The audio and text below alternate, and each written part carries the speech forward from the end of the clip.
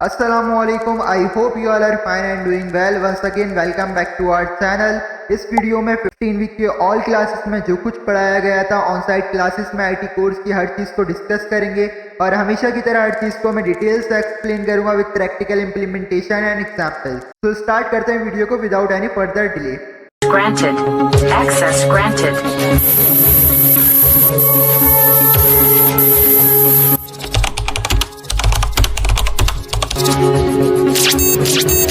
इस video lecture को मैं 2 पार्ट्स में अपलोड करूंगा। ये फर्स्ट पार्ट है और सेकंड पार्ट में क्या क्या चीज़ें हम डिस्कस करेंगे वीडियो के लास्ट में बताऊंगा। और इसके अलावा इस वीडियो लेक्चर को 2 पार्ट्स में क्यों डिवाइड करा है इसका रीज़न भी जो है वो मैं लास्ट में बताऊंगा।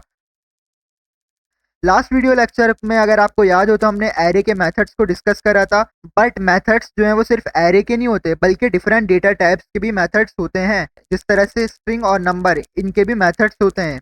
तो फर्स्ट ऑफ ऑल हम स्ट्रिंग और नंबर के मेथड्स को डिस्कस करते हैं। तो सबसे पहले मैं एक वेरिएबल बना लेता हूँ और इसका नाम मैं ए रख देता हूँ और इसके अंदर जो है मैं कोई भी नंबर स्टोर करा देता हूँ, फॉर एग्जाम्पल 55। और अगर आपको एक और चीज़ याद हो कि एरे के मेथड्स को एक्सेस करने के लिए हमें एरे का नेम पहले लिखना पड़ता था और उसके बाद डॉट लिखते थे, तो उसके बाद क्या होता था, एरे के सारे मेथड्स की लिस्ट हमारे पास शो हो जाती थी। सिमिलरली अगर मुझे डेटा टाइप्स के मेथड्स को एक्सेस करना है, जिस तरह इधर मेरी डेटा टाइप जो है वो नंबर है, अगर मैं इधर माउस लेके जाऊँ वेरिएबल के ऊपर जो मैंने क्रिएट करा है तो उधर लिखा हुआ डेटा टाइप क्या है, नंबर है। तो इसी तरह से अगर मैं नंबर्स के मेथड को एक्सेस करना चाहता हूं तो जो भी मैंने वेरिएबल बनाया है जिसके अंदर मैंने नंबर को स्टोर कराया है, सबसे पहले मैं उस वेरिएबल का नाम लिखूंगा। मेरे केस में मैंने ए लिखा था तो मैं ए लिख रहा हूँ। उसके बाद मैं लिखूंगा डॉट। जैसे ही मैं डॉट लिखूंगा तो देखें पूरी लिस्ट शो हो गई है और इस लिस्ट के अंदर जितनी भी चीज़ें दिख रही हैं ये दरअसल मेथड्स हैं नंबर्स के। सही है। तो आपने ऑन साइट क्लासेस में भी एक मेथड इसके अंदर से पढ़ा होगा, डिस्कस करा होगा, तो वही मैं आप लोगों को बता देता हूँ जो कि है टू फिक्स।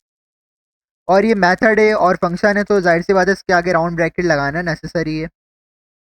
अब टू फिक्स करता क्या है? टू फिक्स मेथड जो है वो नंबर के आगे जो भी आपने नंबर स्टोर कराया हुआ वेरिएबल के अंदर उस नंबर के आगे जीरोस को ऐड कर देता है। जिस तरह से अगर मैं इन राउंड ब्रैकेट के दरमियान 2 लिखूं तो अभी क्या करेगा, 55 के आगे पॉइंट 00 ऐड कर देगा। अब मुझे वेरीफाई अगर करना है कि वाकई में डेसिमल और डबल जीरो ऐड हुए हैं तो मैं क्या करूंगा, इसके पीछे आगे कंसोल डॉट लॉग लिख दूंगा।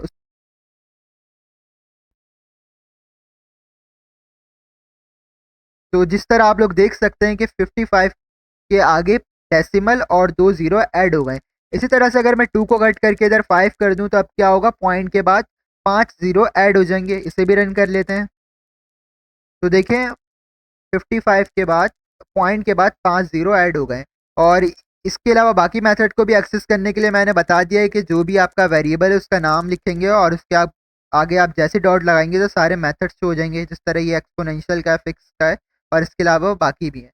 इसी तरह से स्ट्रिंग डेटा टाइप के भी कुछ मेथड्स होते हैं।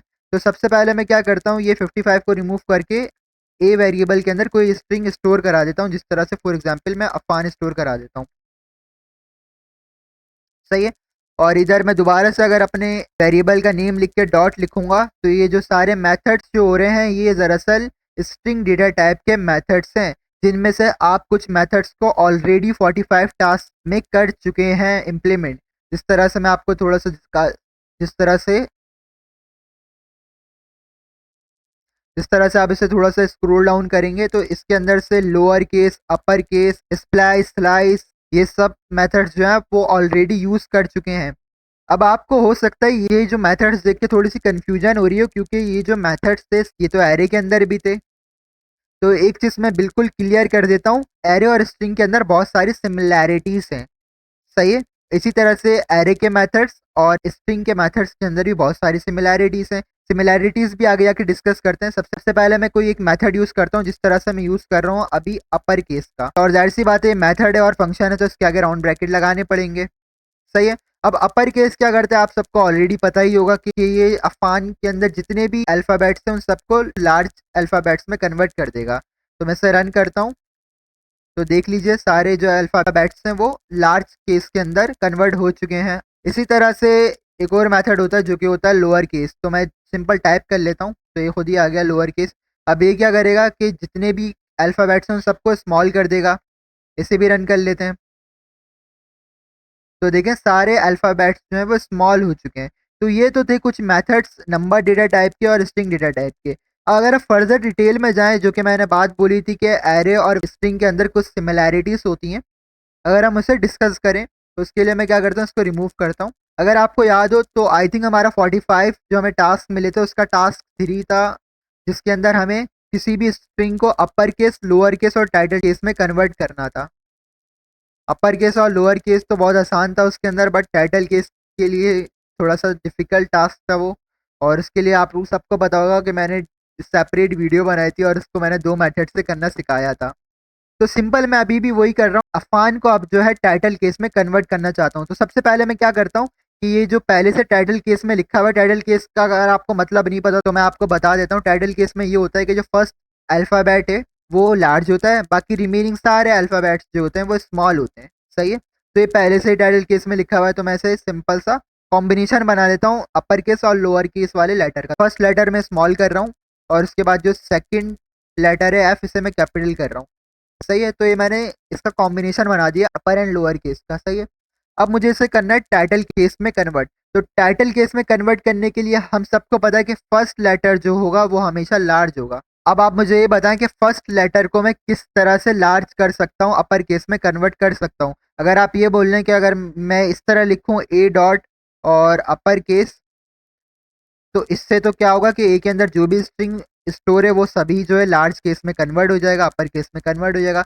बट मुझे तो ए को कन्वर्ट करना है। तो यहाँ आती है सिमिलैरिटीज की बात एरे और स्ट्रिंग में। जिस तरह एरे के अंदर इंडेक्सिंग मेथड होता है, जिसके अंदर इंडेक्स 0 से स्टार्ट होता है, सिमिलरली स्ट्रिंग के अंदर जो हम वर्ड्स लिखते हैं उसके अंदर भी इंडेक्सिंग हुई हुई होती है।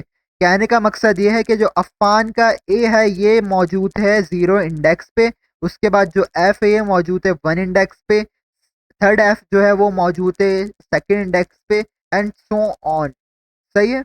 तो मैं चाहता हूँ कि सिर्फ फर्स्ट लेटर जो है वो हो अपर केस में कन्वर्ट हो। तो मैं क्या करूँगा, सबसे पहले तो अपना वेरिएबल का नेम लिखूंगा जिसके अंदर मैंने पूरा वर्ड जो है अपना स्टोर कराया है, और उसके आगे जो है मैं इंडेक्सिंग पोजीशन बताऊंगा। तो देख लें ए जो है वो किस इंडेक्स पे मौजूद है, 0 इंडेक्स पे मौजूद है, तो मैं इधर लिख दूंगा 0।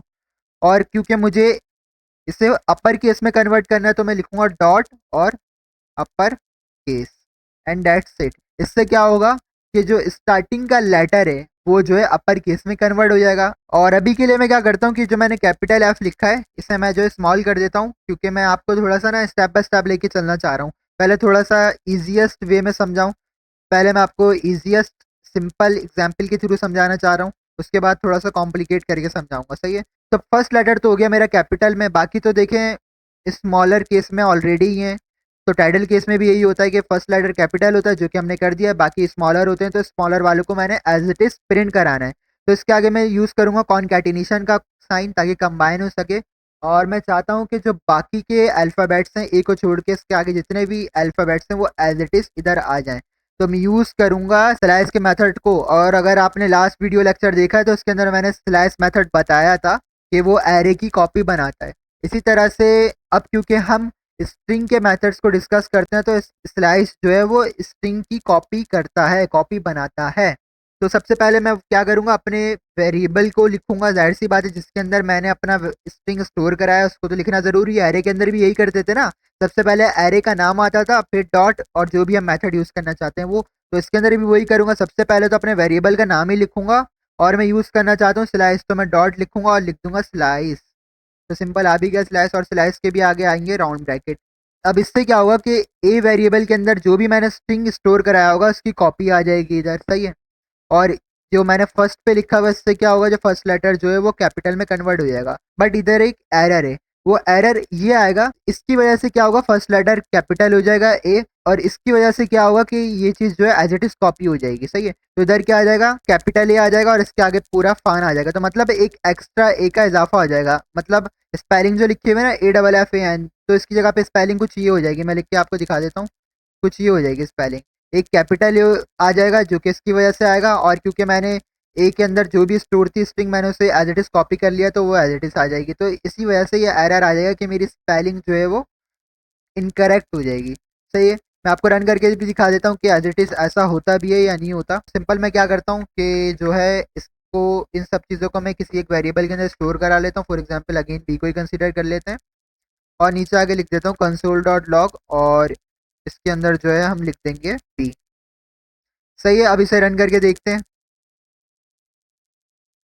तो देखें कैपिटल ए आ गया और उसके आगे अफान जो स्ट्रिंग था वो एज इट इज आ गया। तो इधर देखें इनकरेक्ट स्पेलिंग हो गई ना, अफान में तो स्टार्टिंग में सिर्फ एक ए आता है। इस स्पेलिंग मिस्टेक को सही करने के लिए मुझे क्या करना पड़ेगा कि जो मैं कॉपी कर रहा हूँ स्ट्रिंग की, वो मैं पूरे स्ट्रिंग की ना करूँ बल्कि ए के बाद वाले जितने भी अल्फ़ाबेट्स हैं उनकी कॉपी करूँ। तो इसके लिए क्या करूंगा, मैं इधर कट करता हूँ और राउंड ब्रैकेट लगाता हूँ। तो इधर देखें आपकी स्क्रीन पे एक चीज़ शो हो रही है जिसके अंदर लिखा हुआ है कि स्लैश के आगे जो राउंड ब्रैकेट आते हैं इसके अंदर अगर आप कोई स्पेसिफिक नंबर ऑफ अल्फ़ाबेट्स या नंबर ऑफ एलिमेंट्स को कॉपी करना चाहते हैं तो आप क्या करें, उसके स्टार्टिंग पोजीशन बता दें और एंड पोजीशन बता दें, मतलब कहाँ से लेकर कहाँ तक के अल्फ़ाबेट, कहाँ से लेकर कहाँ तक के एलिमेंट्स को आप कॉपी करना चाहते हैं।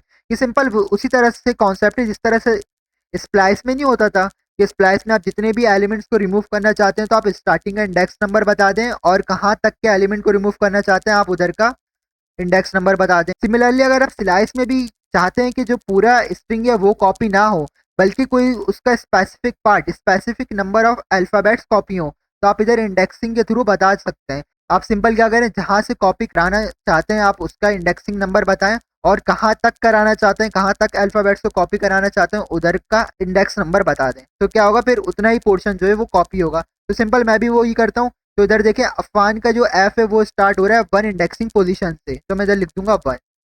अब 1 के आगे जो है मैं कुछ मेंशन नहीं कर रहा क्योंकि बाय डिफ़ॉल्ट क्या होगा कि 1 के बाद जितने भी अल्फ़ाबेट्स लिखे हैं वो ऑटोमेटिकली कॉपी हो जाएंगे। सही है, इसी वजह से मुझे कुछ भी मेंशन करने की ज़रूरत नहीं है। इधर मैं सिंपल 1 भी लिखूंगा तो बाय डिफ़ॉल्ट क्या होगा, 1 के बाद जितने भी अल्फ़ाबेट्स इधर लिखे हुए हैं वो ऑटोमेटिकली कॉपी हो जाएंगे। सही है, अब इसे दोबारा रन करते हैं और देखते हैं कि हमारी जो स्पेलिंग थी वो करेक्ट हुई है या नहीं हुई है।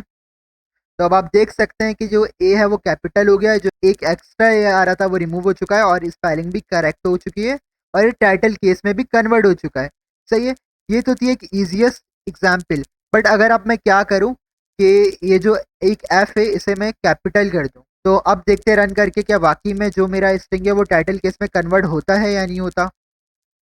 तो देखें स्टार्टिंग का लेटर तो कैपिटल में कन्वर्ट हो गया, बट ये वाला जो एफ था जो मैंने कैपिटल करा था ये एज इट इज से प्रिंट हुआ है, मतलब ये टाइटल केस में कन्वर्ट नहीं हुआ। टाइटल केस में कन्वर्ट जब होता जब ए के बाद जितने भी अल्फाबेट्स हैं वो सब स्मॉलर केस में होते हैं, लोअर केस में होते हैं। और ये कैपिटल एफ क्यों लोअर केस में कन्वर्ट नहीं हुआ मैं इस चीज को भी एक्सप्लेन कर देता हूँ। क्योंकि मैंने जो है इधर लिखा था ए डॉट स्लैश और इसके आगे 1, मतलब 1 इंडेक्सिंग के बाद जितने भी एलिमेंट्स हैं उन्हें एज इट इज कॉपी कर दो। तो इसने सिंपल वही तो करा है, कॉपी करा है ना उसने।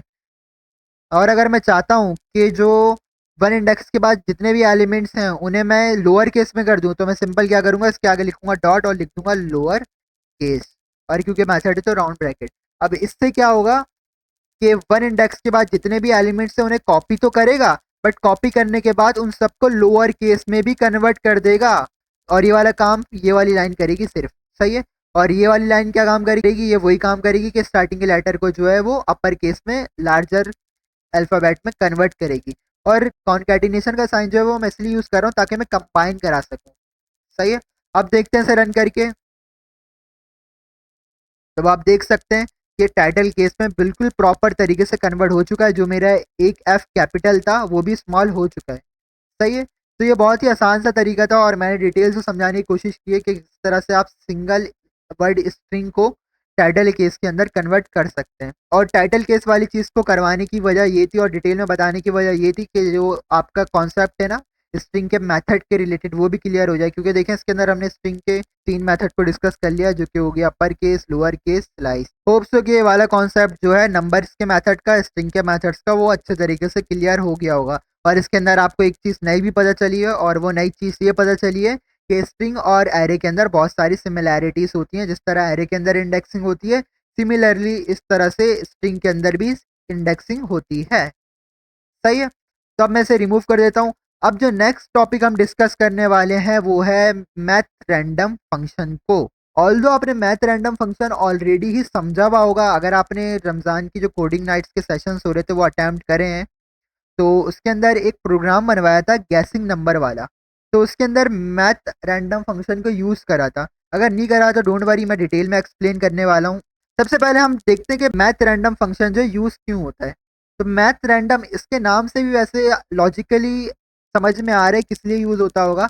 मैथ रैंडम फंक्शन यूज होता है रैंडम नंबर जनरेट करने के लिए, और जो रैंडम नंबर की रेंज जो होती है वो होती है 0 से लेके 1 तक। तो हम ये कह सकते हैं कि जो मैथ रैंडम जो है वो जनरेट करता है नंबर 0 से लेके 1 तक के दरमियान के। सही है, और ये बात हमेशा याद रखनी है कि मैथ रैंडम जो है ना ही कभी 0 जनरेट करेगा ना ही कभी 1 जनरेट करेगा, हमेशा 0 और 1 के दरमियान के करेगा। हो सकता है 0.0001 कर दे जनरेट, और हो सकता है 0.999 कर दे, मगर कभी 1 और कंप्लीट 0 ये कभी जनरेट नहीं करेगा। 0 और 1 के दरमियान के नंबर जनरेट करेगा। इसी तरह से एक छोटी सी एग्जाम्पल कंसीडर करते हैं। मैं इधर एक वेरिएबल बना रहा हूँ, फॉर एग्जाम्पल ए नेम से ही बना लेता हूँ मैं, और क्योंकि मैं मैथ रैंडम को यूज करना चाहता हूँ तो मैं लिखूंगा मैथ और डॉट रैंडम, और ये जाहिर सी बात फंक्शन है और मेथड है, तो इसी वजह से मैं इसके आगे राउंड ब्रैकेट भी लगाऊंगा। सही है, और मैं नीचे आके कंसोल डॉट डॉग लिखता हूँ और आगे लिख देता हूँ ए। अब देखते हैं कि जो मैंने बात बोली है कि मैथ रैंडम जो है वो हमेशा 0 और 1 के दरमियान के नंबर जनरेट कराएगा, तो वाकई ऐसा होता है या नहीं होता। तो देखिए फर्स्ट नंबर जो है वो जनरेट हुआ 0.15, सेकंड हुआ है 0.13, 0.90, देखें 0.90 हो गया। अब बस आप नोट करते जाएं, ना ही कभी 0 जनरेट होगा ना ही कभी 1 जनरेट होगा। 0.38, मैं जितनी दफ़ा अभी इसे रन करता रहूंगा ये कभी भी जो है 0 और 1 जनरेट नहीं करेगा, बल्कि इनके दरमियान के नंबर ही जो है वो जनरेट कर रहा होगा। सही है, ये चीज़ तो क्लियर हो गई होगी। बट अगर आप चाहते हैं कि जो आपकी रेंज है 0 से लेके 1 तक आप इसे बढ़ा दें, फॉर एग्जाम्पल आप कर दें 0 से लेकर 10 तक के नंबर जो है वो जनरेट हो, रेंज आप बढ़ा दें, तो इसके लिए आप सिंपल क्या करें, मैथ डॉट रैंडम फंक्शन की वजह से जो भी नंबर जनरेट हो रहे हैं वो ए के अंदर जनरेट हो रहे हैं, और ये मैंने नीचे लिखा है तो मैं इसके आगे लिख दूंगा मल्टीप्लाई बाय 10। अब इससे क्या हुआ, इसकी रेंज जो हो गई है वो बढ़कर हो गई है 0 से लेकर 10 तक। अब जो भी नंबर जनरेट होंगे वो होंगे 0 से लेकर 10 तक के दरमियान के, ना कभी 0 जनरेट होगा ना कभी 10 होगा, बल्कि 0 से लेकर 10 तक के दरमियान के होंगे। तो इसे भी रन करके देख लेते हैं जल्दी से। तो देखें 2.16 रेंज बढ़ चुकी है, देखें 7 हो गया प्रिंट, एंड 1.32, 5.47, 8.58। सही है, इस तरह से अब क्या हुआ कि हमने रेंज बढ़ा दी है 0 से लेकर 10 तक। इसी तरह से चाहता हूँ रेंज और बढ़ जाए, फॉर एग्जाम्पल 0 से लेकर 100 तक हो जाए रेंज, तो मैं इधर क्या करूँगा, ए मल्टीप्लाई बाय 100। अब क्या हो जाएगी, रेंज जो हो जाएगी वो 0 से लेकर 100 तक हो जाएगी। दोबारा रन करके देख लेते हैं, तो देखें 19 प्रिंट होने शुरू हो गया, 96 प्रिंट हो गया, और इसी तरह से 80 प्रिंट हो गया। सही है, और अगर आप एक चीज़ नोटिस करें, इधर जो भी नंबर प्रिंट हो रहा है वो कोई एक परफेक्ट फिगर प्रिंट नहीं हो रही, बल्कि डेसिमल की फॉर्म में जो है वो प्रिंट हो रहा है, जिस तरह 80.98, 96.84 और सो ऑन। और इसी तरह से इस तरह मैंने मल्टीप्लाई बाय 100 इधर करा है, तो आप इस चीज़ को जो है वो ऊपर भी कर सकते हैं। मैं इधर से इसे कॉपी करके कट कर दूंगा, और इसके आगे भी आप इस चीज़ को कर सकते हैं। कॉन्सेप्ट वही सेम रहेगा, इसकी लिमिट जो है 0 से 100 तक ही होगी। अभी भी मैं आपको इसे अगर रन करके दिखाऊं तो देखिएगा लिमिट जो है इसकी वही होगी। इस तरह देखें 8.98 प्रिंट हो गया, 74 प्रिंट हो गया, 90 प्रिंट हो गया। सही है, बात एक ही, आप नीचे मल्टीप्लाई करें या ऊपर मल्टीप्लाई करें। सही है, अगर आप चाहते हैं कि जो भी आपका नंबर जनरेट हो रहा है वो एक प्रॉपर फिगर हो, मतलब वो इस तरह से डेसिमल या पॉइंट की फॉर्म में प्रिंट ना हो, तो उसके लिए हम वही कॉन्सेप्ट अप्लाई करेंगे जो कि अभी हमने सबसे पहले डिस्कस करा था, नंबर्स के मेथड का। नंबर्स के मेथड का कॉन्सेप्ट क्यों यूज़ कर रहे हैं, क्योंकि देखिए मैथ डॉट रैंडम जो भी चीज़ जनरेट कर रहा है उसकी डेटा टाइप तो नंबर होगी ना, और नंबर ही आके वेरिएबल के अंदर स्टोर हो रहा है। इसी वजह से ये मैंने बोला कि नंबर के मेथड्स को यूज़ करेंगे। कौन सा वाला मेथड यूज़ करेंगे, मैं इधर लिखता हूँ ए डॉट, और जैसे ही डॉट लिखूंगा तो देखिए नंबर्स के जो मेथड्स थे वो सारे शो हो गए हैं। तो मैं इधर से यूज़ करूँगा टू फिक्स वाला मेथड। सही है, और ये मेथड है तो इसके आगे आ गया राउंड ब्रैकेट। अब आप लोग कंफ्यूज हो रहे होंगे कि सर आपने वीडियो के स्टार्टिंग में जब पढ़ाया था नंबर के मेथड्स के अंदर डॉट टू फिक्स, तो उसके अंदर आपने ये बताया था कि डेसिमल और जीरोस को ऐड करने के लिए यूज़ करते हैं, बट इधर तो आप डेसिमल और डेसिमल के बाद वाले नंबर रिमूव करने के लिए यूज़ कर रहे हैं। यस एग्जैक्टली, मैं इसलिए ही यूज़ कर रहा हूँ ताकि मैं डेसिमल और उसके बाद वाले जितने भी नंबर है उसे रिमूव कर सकूं, और ये रिमूव करेगा भी। क्यों रिमूव करेगा, क्योंकि इधर जो राउंड ब्रैकेट्स है मैं इनके दरमियान कोई वैल्यू जो है वो इंटर नहीं कर रहा है, इनपुट नहीं कर रहा। और जब हमने स्टार्टिंग में डिस्कस करा था डॉट टू फिक्स वाले मेथड को, तो उसके अंदर जो है मैं राउंड ब्रैकेट के दरमियान कुछ ना कुछ वैल्यू लिख रहा था, इसी वजह से जो है वो डेसिमल और उसके बाद जीरो ऐड कर रहा था। अब मैं इधर कुछ भी वैल्यू नहीं लिख रहा, तो ये क्या करेगा, जो डेसिमल और उसके बाद वाले नंबर है उसे जो है रिमूव कर देगा। तो इस सूरत में हमारे पास एक पूरा परफेक्ट फिगर वाला नंबर प्रिंट होगा। इसे रन करके देख लेते हैं बाकी में ऐसा होता है या नहीं होता। तो देखें 39 प्रिंट हुआ, एक परफेक्ट फिगर। इसी तरह से 94 प्रिंट हुआ, 27 प्रिंट हुआ, 60 प्रिंट हुआ। तो देखें आप, जो पॉइंट और डेसिमल आ रहे थे और उसके बाद जो नंबर्स आ रहे थे वो सब जो है रिमूव हो चुके हैं। सही है। तो मैथ रैंडम के अंदर भी हमने जो है एडवांस चीज़ों को डिस्कस करा है। पहले तो हमने ये डिस्कस करा कि मैथ डॉट रैंडम जो है वो रैंडम नंबर जनरेट करता है। ये फंक्शन 0 से लेके 1 तक के दरमियान में, मगर 0 और 1 कभी भी इंक्लूड नहीं होगा। बात याद रखिएगा, मैं बोल रहा हूँ दरमियान में, मतलब 0 और 1 इंक्लूड नहीं होगा। और इसके बाद हमने ये डिस्कस करा कि अगर हम रेंज बढ़ाना चाहें, 0 से लेकर 10 करना चाहें, 0 से लेकर 100 करना चाहें, 0 से लेकर जितनी भी रेंज हम करना चाहते हैं, तो सिंपल क्या करेंगे, उस नंबर से मल्टीप्लाई कर देंगे। मैंने 100 से मल्टीप्लाई करा तो उसकी रेंज हो गई 0 से लेकर 100 तक। आप करना चाहते हैं 0 से लेकर 50 तक रेंज, तो मल्टीप्लाई बाय 50 कर दें। सही है। उसके बाद हमने ये डिस्कस करा कि जो भी हमारे नंबर जनरेट हो रहे हैं डेसिमल और पॉइंट की फॉर्म में, अगर हम उन्हें परफेक्ट फिगर में कन्वर्ट करना चाहते हैं, मतलब डेसिमल और उसके पॉइंट वाले नंबर को रिमूव करना चाहते हैं, तो हम डॉट टू फिक्स मेथड को यूज करते हैं, जो कि नंबर डेटा टाइप का एक मेथड है। सही है। इसके बाद जो टॉपिक हम डिस्कस करने वाले हैं वो है नैरोइंग इन टाइप स्क्रिप्ट। नैरोइंग जो है वो वर्ड नैरो से निकला है। नैरो वर्ड जो है, या फिर इसकी मीनिंग जो है, आपने कहीं ना कहीं अपनी लाइफ में इसकी मीनिंग सुनी होगी या फिर पढ़ी होगी या फिर देखी होगी। नैरो का मतलब यही होता है ना कि किसी ऑब्जेक्ट का या चीज़ का एरिया बहुत ज़्यादा कम होना, किसी चीज़ का बहुत ज़्यादा छोटा होना, पतला होना। तो सिंपल वही जो है मीनिंग टाइप स्क्रिप्ट के अंदर भी नैरोइंग की होती है। अगर मैं आपको इसकी स्पेसिफिक डेफिनेशन बताना चाहूँ या इसकी छोटी सी समरी बताना चाहूँ कि नैरोइंग इन टाइप स्क्रिप्ट क्या होती है और इसका कॉन्सेप्ट क्या होता है, तो नैरोइंग इन टाइप स्क्रिप्ट का कॉन्सेप्ट ये होता है, या बेसिक डेफिनेशन ये होती है कि किसी भी मल्टीपल डेटा टाइप वाले वेरिएबल को सिंगल डेटा टाइप में कन्वर्ट करना।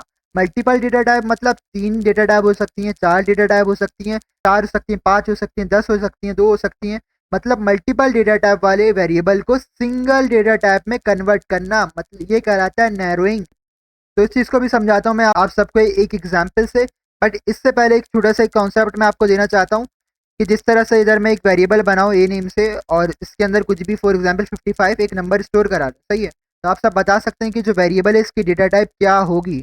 यस, एग्जैक्टली बता सकते हैं, क्योंकि मैंने 55 स्टोर कराया है, 55 एक नंबर है, तो जाहिर सी बात है इसकी डेटा टाइप नंबर होगी। और हमें ये भी पता है कि जावास्क्रिप्ट के अंदर एक एबिलिटी है या एक्स्ट्रा फीचर होता है, वो ये होता है कि अगर आप डेटा टाइप डिफाइन नहीं करें तो जो भी आप असाइन कर रहे हैं वेरिएबल के अंदर, वो उसके अकॉर्डिंगली खुद से एनालाइज कर लेती है उसकी डेटा टाइप। बट फिर भी अगर मैं वेरीफाई करना चाहता हूँ कि वाकई में टाइप स्क्रिप्ट ने इसकी डेटा टाइप नंबर एनालाइज की है या नहीं करी, तो सिंपल मैं क्या करूँगा, लिखूंगा टाइप ऑफ। सही है। एक समझ लें कीवर्ड है। सही है।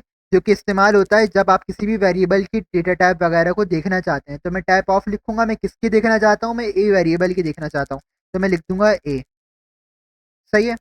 और इसी तरह से अगर मैं इसे आउटपुट पे प्रिंट कराना चाहता हूँ, तो हमें शुरू से पता है कि भाई कंसोल डॉट लॉग लिख दो, तो सिंपल वही लिखूंगा, कंसोल डॉट लॉग। सही है। और इसके आगे राउंड ब्रैकेट्स लगा दूंगा मैं। अब देखते हैं इसे प्रिंट करके कि इसकी डेटा टाइप वाकई में नंबर है या नहीं है।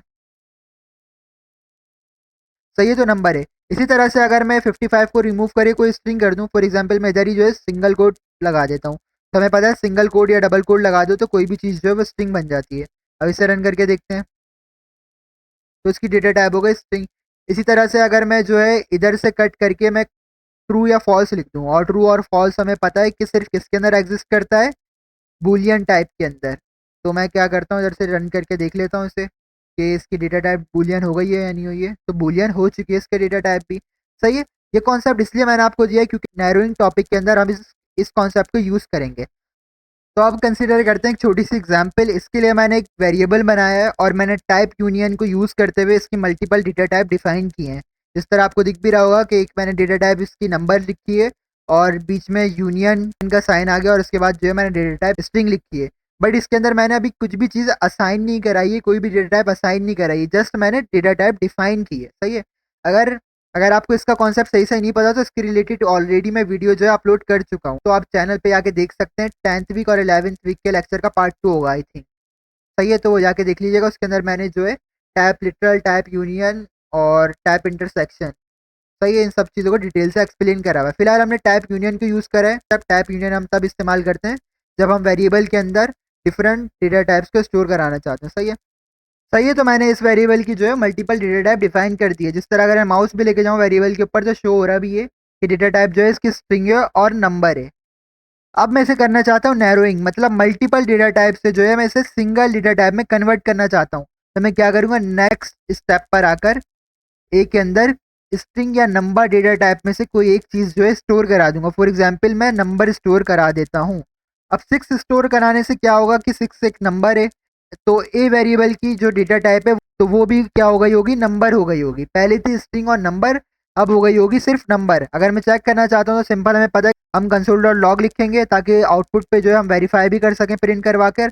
और राउंड ब्रैकेट यूज़ करके मैं यूज़ करूँगा टाइप ऑफ, जो कि हमें पता है यूज़ करते हैं किसी भी वेरिएबल की डेटा टाइप चेक करने के लिए, और उसके आगे ए, क्योंकि मैं ए वेरिएबल की डेटा टाइप को चेक करना चाहता हूँ। उसके बाद मैं इसे रन करके देख लेता हूँ कि इसकी अब डेटा टाइप क्या है। तो देखें इसकी डेटा टाइप जो है वो नंबर हो चुकी है। तो ये हमने जो काम करा ये कहलाता है नैरोइंग। पहले इसकी डेटा टाइप थी स्ट्रिंग और नंबर, मल्टीपल डेटा टाइप थी, हमने इसे कन्वर्ट करके कर दिया सिर्फ नंबर, सिंगल डेटा टाइप। ये कॉन्सेप्ट है, ये है नैरोइंग। इसी तरह से अगर मैं 6 को कट करके कोई स्ट्रिंग लिख दूं, फॉर एग्जाम्पल मैं लिख देता हूँ अफान, तो अब देखते हैं इसकी डेटा टाइप स्ट्रिंग हुई है या नहीं हुई है। तो देखें इसकी डेटा टाइप जो है वो सिर्फ स्ट्रिंग हो गई है। सही है, पहले थी स्ट्रिंग और नंबर, अब हो गई है सिर्फ स्ट्रिंग। तो ये कॉन्सेप्ट था आपका नैरोइंग का। इसी तरह से अगर मैं आपको एक स्टेप आगे थोड़ी सी डिफिकल्ट एग्जाम्पल से समझाऊं तो हो सकता है आपका कॉन्सेप्ट और ज़्यादा अच्छे तरीके से क्लियर हो, क्योंकि ये तो मैंने बहुत ही ज़्यादा सिंपलेस्ट एग्जाम्पल दी थी, क्योंकि स्टेप बाय स्टेप में चलता हूँ। पहले आसान एग्जाम्पल और उसके बाद कॉम्प्लिकेटेड एग्जाम्पल। तो उसके लिए मैं क्या करता हूँ, एक वेरिएबल कंसिडर कर लेता हूँ, इसका नाम जो है मैं फॉर एग्जाम्पल लिख देता हूँ कैपिटल एम, और इसके आगे जो है मैं स्टोर कराने के लिए लिख देता हूँ मैथ डॉट रैंडम और आगे राउंड ब्रैकेट। तो हम वही काम करें जो कि हमने इससे पहले नहीं करा था, मैथ डॉट रैंडम फंक्शन को जब मैंने एक्सप्लेन करा था। तो वही काम कर रहा हूँ। इससे क्या होगा कि मैथ डॉट रैंडम फंक्शन की वजह से जो भी नंबर जनरेट होगा वो एम के अंदर आके स्टोर हो जाएगा। इसके नीचे आके मैं एक और वेरिएबल जो है क्रिएट कर रहा हूँ जिसका नाम जो है फॉर एग्जाम्पल मैं बी रख देता हूँ, और इसके आगे जो है वो मैं इम्प्लीमेंट कर रहा हूँ टर्नरी कंडीशनल ऑपरेटर। सही, तो मैंने टर्नरी कंडीशनल ऑपरेटर को इधर इंप्लीमेंट कर दिया है। टर्नरी कंडीशनल ऑपरेटर को भी जो है वो मैंने ऑलरेडी डिटेल में एक्सप्लेन करा हुआ, चैनल पे आपको वीडियो मिल जाएगी इसके रिलेटेड, या फिर जो है डिस्क्रिप्शन पे भी जो है मैं टर्नरी ऑपरेटर वाली वीडियो का लिंक दे दूंगा। और इधर मैं थोड़ा सा एक्सप्लेन भी कर देता हूँ टर्नरी ऑपरेटर को, बट अगर आपको डिटेल में जानना है इसके बारे में तो डिस्क्रिप्शन में लिंक मिल जाएगा, उसके थ्रू आप देख सकते हैं। टर्नरी ऑपरेटर जो है वो इफ एल्स स्टेटमेंट की जो है वो शॉर्ट फॉर्म होती है। सही है, तो ये मैंने फर्स्ट कंडीशन लिखी हुई है जिसके अंदर ये एक्सप्लेन करा हुआ है कि जो भी नंबर जनरेट हो रहा है मैथ डॉट रैंडम फंक्शन की वजह से क्या वो 0.6 से बड़ा है। अगर वो 0.6 से बड़ा होगा तो हमें पता है क्वेश्चन मार्क जो है वो इफ प्रेजेंट कर रहा होता है, तो इफ वाली बॉडी चलेगी, मतलब इफ के आगे लिखा हुआ है फान, तो फान जो है वो बी के अंदर आके स्टोर हो जाएगा। बट अगर मैथ डॉट रैंडम जो भी नंबर जनरेट करता है अगर वो 0.6 से जो है वो छोटा है तो फिर क्या होगा, एल्स वाली बॉडी चलेगी। एल्स जो है वो कॉलन से रिप्रेजेंट हो रहा है इधर, और इसके आगे जो बॉडी में लिखा हुआ है मैंने फॉल्स। सही है, तो फॉल्स आगे स्टोर हो जाएगा बी के अंदर।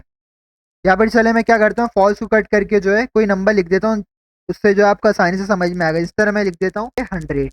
सही है, अब मैं नीचे आ गया, अगर बी लिखूँ इधर और इसके ऊपर माउस लेके जाऊँ तो देखें बी वेरिएबल की डेटा टाइप क्या शो हो रही है, स्ट्रिंग और नंबर, मतलब मल्टीपल डेटा टाइप शो हो रही है। अब अगर मुझे इधर नैरोइंग का कॉन्सेप्ट अप्लाई करना है तो किस तरह से अप्लाई करूंगा। हो सकता है बहुत सारे स्टूडेंट जो हैं वो ये सोच रहे हो कि सर जिस तरह आपने पहले एग्जांपल में करा था कि बी के अंदर जो है आप कुछ भी जो है स्ट्रिंग या नंबर में से स्टोर कराएं तो डायरेक्ट वो नैरो हो जाएगा। बट अब मैं नहीं करा सकता ऐसा। ऐसे क्यों नहीं करा सकता, क्योंकि देखें जो नंबर जनरेट हो रहा है वो भी ऑटोमेटिकली जनरेट होगा मैथ डॉट रैंडम फंक्शन की वजह से, और उसके बाद फान और 100 मतलब स्ट्रिंग और नंबर में से जो भी स्टोर होगा बी के अंदर वो भी जो है ऑटोमेटिकली स्टोर होगा कंडीशन की वजह से। तो मतलब मैं अपनी मर्जी से इसके अंदर कुछ भी स्टोर नहीं करा सकता। जो भी चीज़ें परफॉर्म हो रही हैं, जो भी असाइन हो रही हैं, वो जो है ऑटोमेटिकली होंगी। सही है, तो इस कंडीशन के अंदर अगर मैं नैरोइंग करना चाहता हूँ तो मुझे यूज़ करना पड़ेगा इफ एल्स स्टेटमेंट का।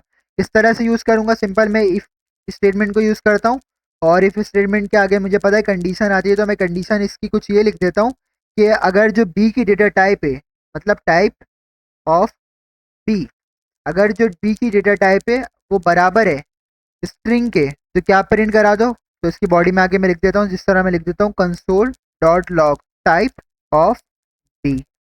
सिमिलरली अब मैं एल्स को इम्प्लीमेंट करता हूँ, और एल्स के लिए आप सबको पता होगा, और मैंने ही बताया था जब मैंने टॉपिक को बहुत ज़्यादा डिटेल में एक्सप्लेन करा था कि एल्स के आगे आपको कंडीशन प्रोवाइड करने की बिल्कुल ज़रूरत नहीं होती।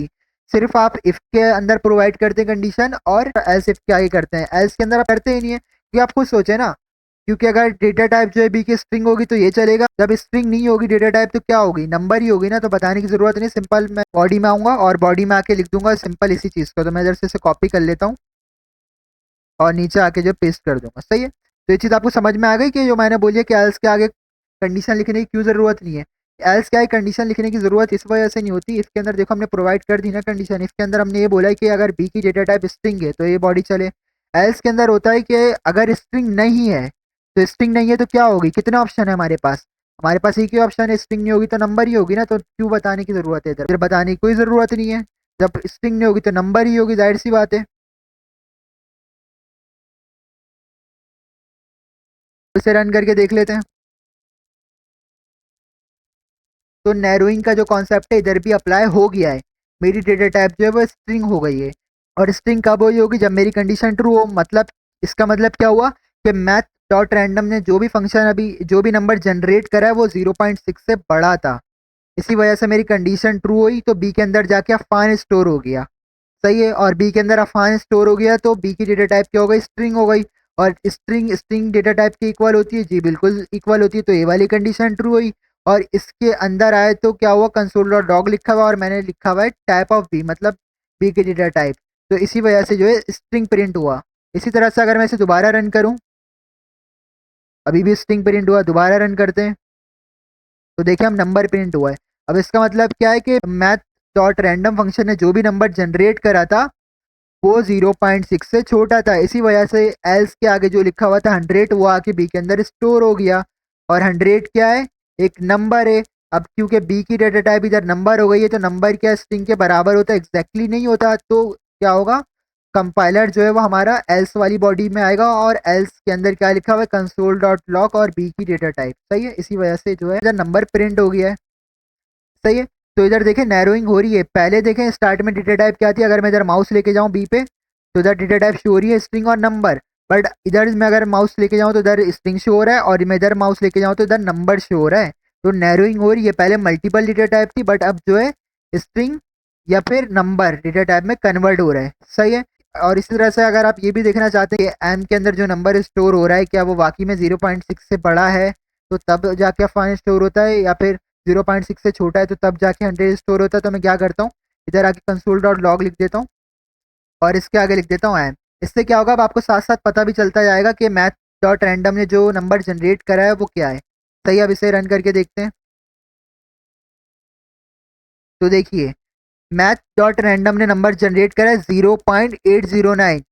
सही है, तो आप ये बताएं कि 0.809 क्या 0.6 से बड़ा होता है। यस एग्जैक्टली होता है। तो बड़ा होगा तो कंडीशन ट्रू होगी या फॉल्स होगी, एग्जैक्टली कंडीशन ट्रू होगी।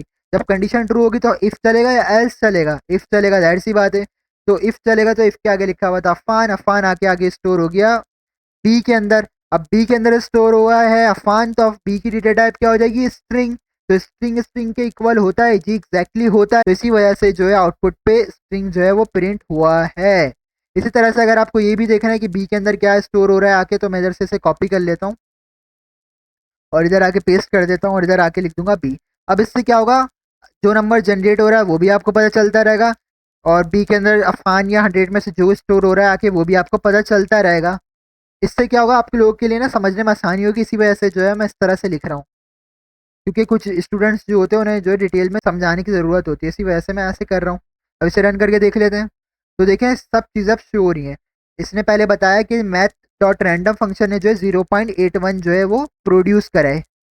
सही है, और 0.81 जो है वो 0.6 से बड़ा होता है। तो कंडीशन ट्रू होगी तो बी के अंदर क्या आके स्टोर होगा, अफान आके स्टोर होगा। तो देखते हैं अफान आके स्टोर हुआ या नहीं हुआ। तो देखें अफान आके इधर स्टोर हुआ था, इसी वजह से अफान शो हो रहा है, और अफान स्ट्रिंग था तो इसी वजह से जो है इफ वाली बॉडी चली और इफ के अंदर लिखा हुआ था कंसोल डॉट लॉग और टैप ऑफ बी के अंदर फाइन स्टोर हुआ है जो कि एक स्ट्रिंग है, इसी वजह से स्ट्रिंग प्रिंट हो गया है। होप सो कि आपका नैरोइंग का जो कॉन्सेप्ट है, किस तरह से नैरोइंग को इम्प्लीमेंट करा जाता है, किस तरह से नैरोइंग का वर्किंग क्राइटेरिया होता है, बहुत अच्छे तरीके से क्लियर हो गया है। मैंने पहले आपको ईजिएस्ट एग्जाम्पल से बताया, फिर मैंने आपको थोड़ी सी कॉम्प्लिकेटेड एग्जाम्पल से भी समझाया है। सही है, तो I think that's enough for this video. अब डिस्कस करते हैं कि इस वीडियो को जो है मैं 2 पार्ट्स में डिवाइड करी क्यों अपलोड कर रहा हूँ। तो देखिए, सेकंड पार्ट के अंदर जो है वो हम ऑब्जेक्ट के टॉपिक के अंदर और एडवांस चीज़ों को पढ़ने वाले हैं जो कि कॉम्प्लिकेटेड हैं। वैसे मैं कभी भी नहीं बोलता, ये बोलता हूँ थोड़ा बहुत कॉम्प्लिकेटेड है, बट वो एक्चुअल में कॉम्प्लिकेटेड है और हो सकता है कुछ बच्चों ने उसकी पहले से प्रैक्टिस की हुई है तो वो उसे ज़्यादा ईजिली अंडरस्टैंड कर लेंगे। इसी वजह से जो है मैंने इस वीडियो को 2 पार्ट में डिवाइड कर दिया है, क्योंकि इस वीडियो के अंदर भी न्यू कॉन्सेप्ट थे और इसी वीडियो के साथ जो है अगर मैं ऑब्जेक्ट की जो एडवांस चीज़ों को इंक्लूड कर देता तो एक ही वीडियो के अंदर अगर बहुत सारे न्यू कॉन्सेप्ट हो जाते ना तो कुछ बच्चों के लिए जो है बहुत ज़्यादा मुश्किल हो जाता है अंडरस्टैंड करना। इसी वजह से मैंने पार्ट्स में डिवाइड कर दिया है। पार्ट 2 भी जो है वो बहुत जल्द अपलोड हो जाएगा, बट मैं आप लोग को एक सजेशन दूंगा। यूट्यूब चैनल पर मैंने वीडियो अपलोड की थी जिसके अंदर जो है वो मैंने नेस्टेड ऑब्जेक्ट के टॉपिक को डिस्कस करा था और ऑब्जेक्ट के अंदर जो हम प्रॉपर्टीज़ और की वैल्यू पेयर्स को डिफाइन करते हैं उनकी डेटा टाइप किस तरह से डिफाइन की जाती है, नेस्टेड ऑब्जेक्ट की किस तरह से डेटा टाइप डिफाइन की जाती है, इन सब चीज़ों को मैंने बहुत ज़्यादा डिटेल में एक्सप्लेन करा था। सही है, तो वो वीडियो चैनल पे मौजूद है, बट मैं जो है डिस्क्रिप्शन में भी जो है इस वीडियो का लिंक दे दूंगा, तो उस वीडियो को जो है वो आप मस्ट वॉच करिएगा। मस्ट, सही है, जो मस्ट का वर्ड बोल रहा हूँ ना किसी वजह से बोल रहा हूँ, तो इस वीडियो को जो है वो कम से कम एक बार तो ज़रूर देखिएगा और प्रैक्टिस कर लीजिएगा, क्योंकि जो इसका पार्ट 2 अपलोड होगा ना वो उससे बहुत ज़्यादा सिमिलर है। सही है, अगर आपने उस वीडियो को नहीं देखा और आपके पहले से ही कॉन्सेप्ट जो है ऑब्जेक्ट के रिलेटेड क्लियर नहीं है तो पार्ट 2 में जो मैं चीज़ें बताने वाला हूँ वो आपको बिल्कुल भी समझ में नहीं आएगी और मैं आपको पहले ही बता रहा हूँ थोड़े कॉम्प्लिकेटेड है। सही है, तो सिंपल आपको डिस्क्रिप्शन में जाना है, ऑब्जेक्ट के रिलेटेड जो वीडियोस का लिंक मौजूद है, आप सिंपल क्लिक करें और उस वीडियो को एटलीस्ट एक दफ़ा देखें, सुकून से टॉपिक को समझें और अगर कोई कन्फ्यूजन है तो आप कमेंट में ही पूछ सकते हैं। इसके अलावा व्हाट्सअप चैनल का भी लिंक होता है मेरी हर वीडियो की डिस्क्रिप्शन में, तो सिंपल आप व्हाट्सअप ग्रुप या चैनल भी ज्वाइन करके पूछ सकते हैं।